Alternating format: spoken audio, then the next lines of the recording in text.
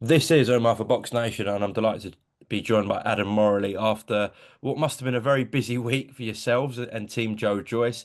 Uh, Brilliant to see that you got Filip Hrgovic in for April 5th. So the show goes on, the Yeah, first one for Queensbury and the Zone. So it's a big night at the Co-op Live. But before that, so Dillian White's injury, everything that went on there. When did you first hear about it, Adam, and what were your initial thoughts? it's a few weeks ago now. Probably a couple of weeks ago, maybe. I was just gutted, because that Dillian White fight, we were talking about it when Joe fought Zhang the first time back in April 2023. Dillian was ringside, and it's always been a fight which I think needed to happen. They're two heavyweights of a certain level, and obviously Dillian had fought Tyson. It's the perfect fight for Joe, and I actually think it was a perfect fight back for Dillian. So we couldn't make it then. Obviously, Dillian went one way, Joe went another, but now is the perfect time. Just completely gutted, Umar. Okay. Was there a bit of panic that Joe might not be able to get out on April 5th at all? For sure. I mean, for sure. Remember Joe was gonna fight in December. He's gonna fight Tony Yoka, but then we couldn't fight Tony Yoka because of something to do with Canal Plus. And then we wanted to have this bigger fight earlier. Couldn't happen. Moved it to this to be the zone Queensbury debut. Queensbury, by the way, has been incredible with Joe. What they've done with him, they've backed him, they've supported him at every turn. He's obviously not on a winning run, to say the least. And Queensbury keep on putting Joe in the big fights. Had a really good chat with Lee Eaton, with Frank Warren, with George Warren. We discussed options, and actually, Hrgovic was top of my list. Wow. Why? I think when you go, you've got to be getting a top 10 heavyweight for Joe. Joe Joyce is turning 40 this year. I need to get him back in the mix, back at the top of the table, right? And with the greatest respect, if Joe was to swap this for, say, someone at British level, whoever that may be, it's not really getting Joe back in that mix, is it? We needed someone who was a good enough name that if Joe beats them, they're back in the mix. And Hrgovic, qualified, Joe knows Hrgovic. They've fought before. He's an extremely skilled, top level operator. And Joe's got to show the world his skills and show that he's back. That's quite interesting to hear because I've not actually spoke to you off camera since Hrgovic was brought in and we haven't had a sort of a private conversation. So my kind of thinking was, obviously as a promoter, Queensbury, George, Frank, they would love this because it's a brilliant main event. There's a bit of history there, as you said. It's a great replacement for Dillian White. Arguably, even tougher fight is Hrgovic. It's great for DAZN, but from a Yeah. management point of view, and fully enjoy Joe Joyce's corner, you might have thought, I don't know, because if he loses to Hrgovic, we don't know where he goes, and you could have been forgiven from your point of view for taking an easier fight. But you're the guys who kind of pushed that, which is interesting to hear. Yeah, look, I think it's always risk reward with any fight and with any fighter. It's always risk reward. The reward here is big. The reward here is really big, much bigger with a Filip Hrgovic than it would be with a British level opponent. The risk is also very high, but that if you took it down a couple levels, the reward's quite low and the risk may be lower. But let's say Joe doesn't perform that night and Joe loses to someone of that level, then it really is game over. So the risk is actually higher when you go down those couple of levels. But listen, I believe in Joe Joyce. I've been with Joe for 7 years, been through good times and bad times. I've seen him in the gym, I've seen where he's at. He is a world level heavyweight. His victories against Parker and Dubois and people show that he's not been himself. He's not been at the right level for his last 3 4 fights actually ever since Zhang won. And he's back. Joe Joyce is back, and people are going to see that he's back. I've been watching him in sparring, and that old Joe Joyce is back. But he's given his age, given where he is in his career, he needs to be taking big steps. He needs to be taking those risks. He's lost 3 out of his last 4. He can't take little baby steps. He's got to take a big step. Is that why you pulled him out the Bournemouth fight? No, the Bournemouth fight, unfortunately, he wasn't pulled out of that. It was an administrative thing. He had his medicals that he needed for the board, and they just couldn't get done in time. That was all that was. It was Oh. very unfortunate. It was no one's fault really. Everyone tried hard to process them in time, and there just wasn't enough time to process the form. So that's why he didn't go. No, I wanted Joe to fight. I wanted Joe to fight. It was a vital part of his camp. To be honest with you, I'm not really sure that, it was me asking Queensbury to put that on.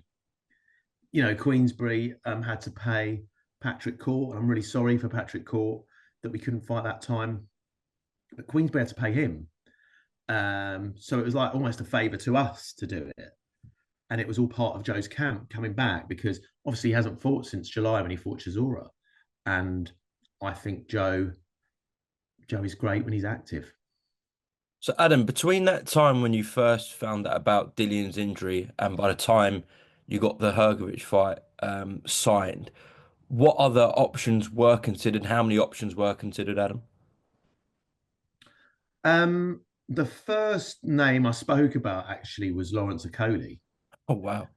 But obviously he was signed to fight Riakporhe, and we couldn't get past that. But you've always, the point is you've got to look for heavyweights who are in camp.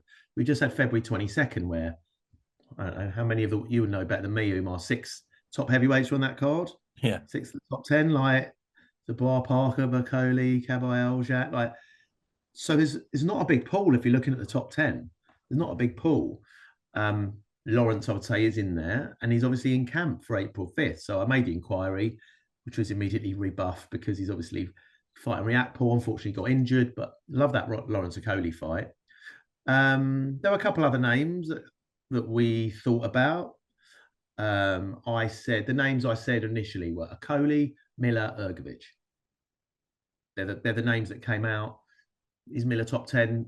Probably not, but it brings a lot of drama with him. It's exciting for the fans. It's a good start for Joe. I think, yeah, they were the three, but Hrgovic was top of my list. I think out of all of them, with the greatest respect to Lawrence, who's obviously a two-weight world champion, in the heavyweight division, Hrgovic has the most credibility. Yeah. No, at this point, yeah, I go along with that. So, how quickly was this deal done with Philip?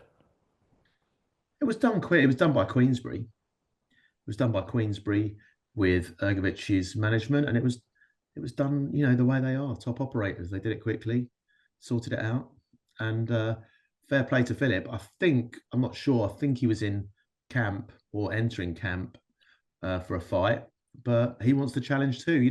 It's not like he's had lots of time to prepare for this fight. I think he was in camp though. That was actually going to be my next thing. So we haven't heard from Filip Hrgovic since he lost to Daniel Dubois. So don't know if he's been taking some time out, if he's been ticking over in the gym. But if you're saying that he was actually, sort of had in the back of his mind, he was preparing for a fight, etc., then we're not going to get a Filip Hrgovic perhaps with 2 or 3 weeks' notice. We're going to get a good Filip No, Hrgovic. no, no. You're Yeah. getting a top quality Filip Hrgovic. My understanding is he's training with Abel Sanchez in Big Bear. Abel, who trained Joe, who's an incredible trainer.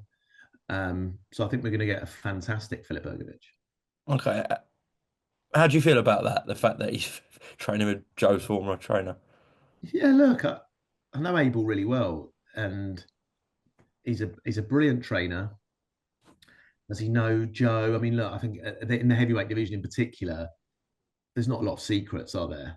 You can see how Joe performs a similar way each time. I don't think he's going to be giving away any state secrets. I think with some of the lower level, not lower level, some of the lighter weights, then a former trainer may have more inside information to give. But I don't think that's Abel's game anyway. He's trained the world's best. He's Triple G's coach. He knows everything. He's not in boxing to make money. Ultimately, he's got his own businesses, and he's in it for the love of the sport. He's a tremendous coach, and yeah, let the best man win. And for Joe, listen, I know he shared rounds with him before in the amateurs with Filip Mm. Hrgovic, but he's coming towards the end of camp here to switch from Dillian White to Filip Hrgovic is a big adjustment stylistically. You're right, and Yeah, when you say Joe always does kind of fight in his way. But listen, if you're preparing for one guy and then you've got to switch, it's not yeah. ideal. So how's his mentality?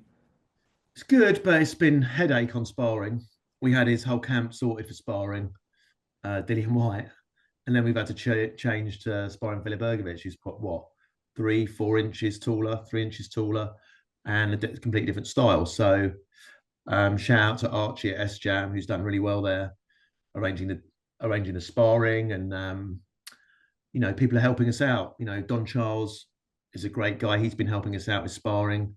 Oh. I'm hoping to get some great sparring off him, his camp, his team. So, so yeah, it's been tough. It's tough making those adjustments when we really prepared well for this camp in a certain way, and we have to switch. But that's boxing. What did you make of his last fight against Daniel Dubois? He started really well, Filip Hrgovic. Filip Hrgovic sparred Johnny Fisher in that camp, and Johnny came back and said he's by far the most technically gifted heavyweight I've ever sparred. Couldn't speak highly enough of Filip. Like, we know how good Filip Hrgovic is. He's a top level operator. I understand you'll probably know better than me, Umar. After that fight, I think Filip had some sort of issue. I can't remember whether he was unwell or some sort of illness. Hmm. But I thought he looked very good the first half of the fight. I thought he looked very good. I think he's probably winning the fight. And then Daniel just overcame him, didn't he? Do you think Dubois took something out of him? No, I don't think Dubois took something out of him. I think he just overpowered him.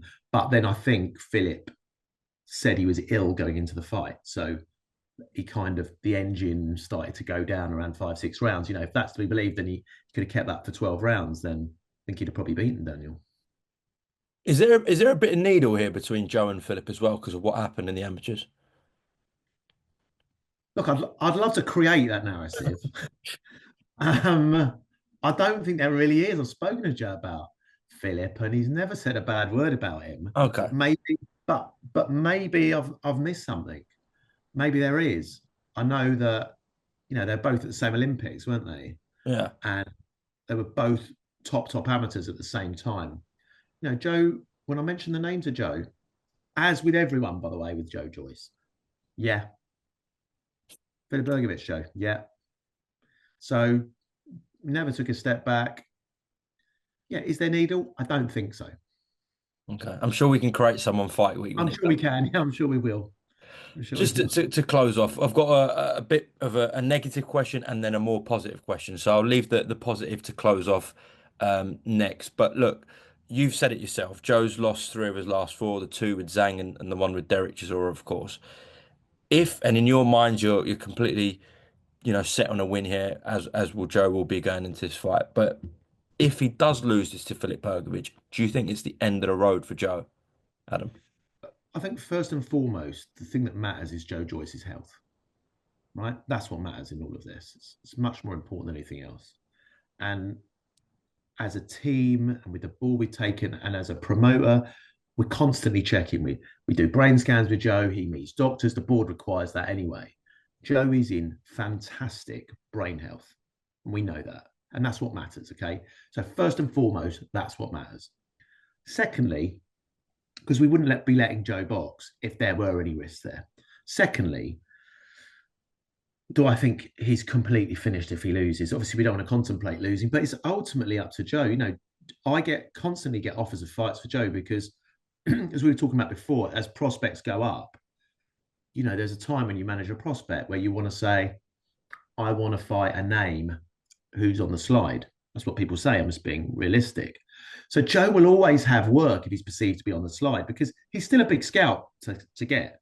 You think of who's beaten Joe Joyce, Derek Chisora, and Zhilei Zhang.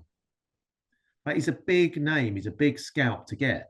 And when you have young prospects coming through, like, someone like a Jared Anderson or Richard Torres who's fighting Guido Vianello, or he's in demand. So would Joe be in demand if he lost? Yeah, he'd still be in demand. That's the reality, the hard truth of boxing.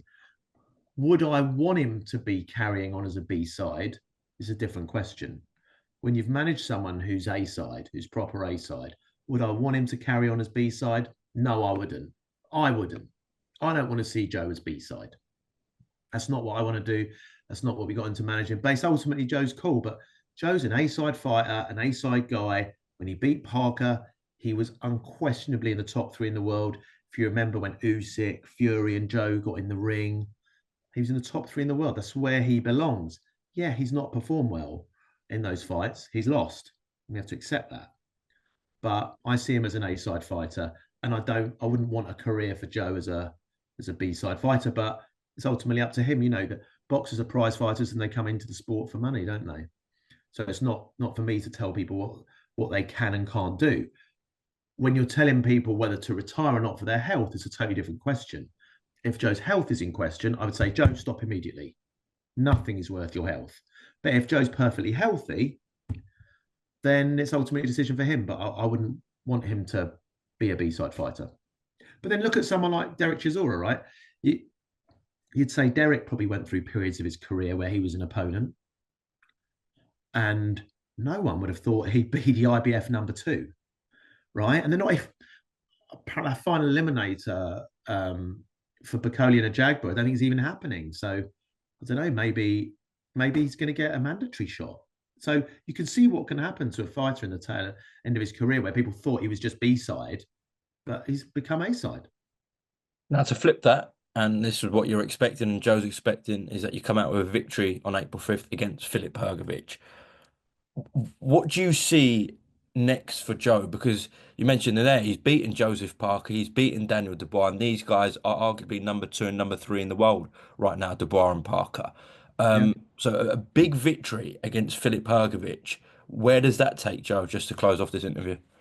And look, I think that it's good to see that the WBO have called their interim. It was good to see that. Joe won that back in 2022. And that was 2.5 years ago. We were pressing for it then. So where does it take Joe? He'll get well ranked. And then outside of world titles, he will get a big fight against a big name. I'd like, Joe would take on any of, I mean, look, let's go through them. AJ's probably looking for the Fury fight. Fury's retired. Usyk's going to fight probably Dubois if he doesn't take that Parker mandatory. So look, top of the list for me would be a rematch with one of Dubois or Parker. I'd love to see that. He's already been there. Love to get Joe in the mix for a world title. I don't know. Look, I'd love an AJ fight. If AJ's not got any other opponents, that's an interesting fight. If Joe beats Filip Hrgovic, he's established himself back at that level. It's an all British heavyweight fight. Would you Very, still very. reschedule the White fight if he beats Hrgovic? I'm interested for sure, interested in it, but I'd, speaking honestly, hope for something bigger than that. Mm. I think Lawrence is ranked number one with the WBC. That's a very interesting fight. Lawrence Okoli. Martin Bacoli's an interesting fight. I've watched them spar many, many rounds, and Billy Nelson knows what happened in those rounds. Um, I love Billy. He's done a phenomenal job with Martin, but Martin Bacoli can't cope with Joe Joyce in the later rounds. So that'd be very exciting. That would be Martin Bacoli looking to get Joe out early against Joe late. Mm. Those are the names that we'd want to look at. Okay, well, listen, Adam, appreciate your time. Well done to everyone involved in getting that deal over the line for April 5th with Filip Hrgovic. Just said it's a fantastic fight live on DAZN. And I will see you in Manchester on Fight Week. Cheers, Umar. Speak soon, mate. Take care. Bye, mate.